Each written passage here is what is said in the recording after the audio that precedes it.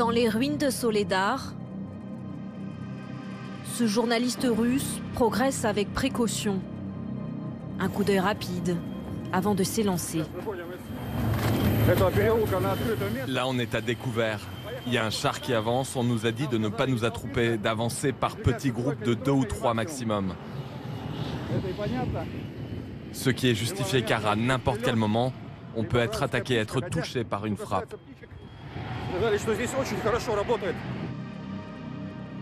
Les Ukrainiens se trouveraient encore dans certains faubourgs, après avoir dû quitter le centre-ville, chassés par les Russes.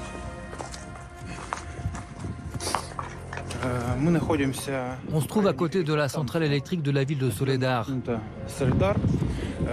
Regardez, il y a des vestiges de la présence des militaires ukrainiens dans quasiment tous les bâtiments. Là, des restes de rations. Ici, des caisses de munitions vides et des armes de l'OTAN.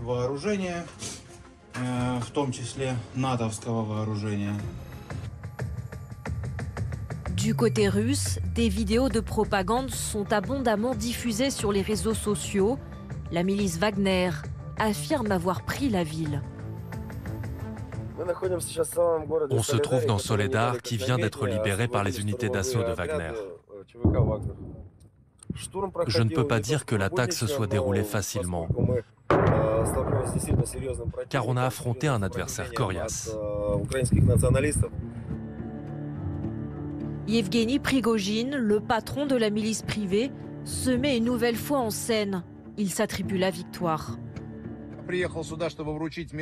Je suis venu ici pour remettre des médailles aux gars qui ont pris Soledar. Cet homme-là a commandé la prise de la ville.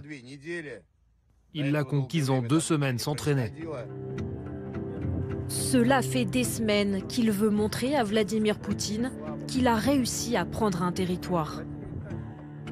Mais à Soledar, petite ville du Donbass à 10 km de Bakhmout et réputée pour ses mines de sel, la situation reste très instable. Selon les renseignements britanniques, les Ukrainiens continuent de tenir certaines de leurs positions. Pour recueillir le témoignage d'Ukrainiens, il faut se rendre ici, à 40 km du front. Des soldats viennent se ravitailler dans cette station essence. Pedro est pilote de drone. Il raconte l'intensité des combats. Les Russes arrivent et arrivent. On a l'impression que c'est sans fin. Il y a même ceux qui avancent sans gilet pare-balles, sans casque. C'est seulement quand leurs pertes sont trop importantes qu'ils arrêtent l'assaut. S'ils ont un objectif, ils continuent d'avancer sans compter leurs morts. Victor fait partie d'une unité d'artilleurs. Il s'est arrêté faire le plein, un moment de répit avant de retourner au front. Mais sa détermination reste intacte. Personne ne pense à se retirer, chacun tient ses positions et fait son travail. Nous gardons le moral, tout le monde s'est engagé volontairement, chacun sait à quoi s'attendre. C'est pour ça que personne ne recule. Un peu plus loin, une dernière accolade. Cette brigade aux commandes de chars doit repartir en première ligne.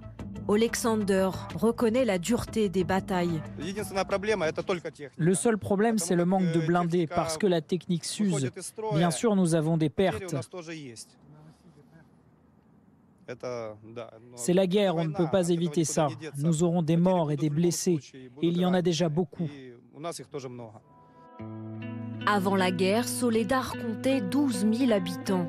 Des civils contraints de fuir cette ville réduite en cendres. Certains ont été transférés en zone russe, à une centaine de kilomètres. Comment allez-vous? Ça peut aller. Nous, on est tous là avec le petit.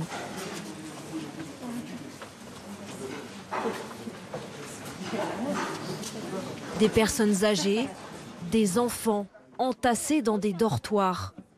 Yelena survivait jusque-là dans le sous-sol de sa maison de Soledar. Désormais, il n'y a plus rien là-bas. Tout est détruit. Tout est cassé. Selon le gouverneur ukrainien de la région de Donetsk, près de 500 civils ukrainiens seraient eux encore piégés dans les ruines de Soledar.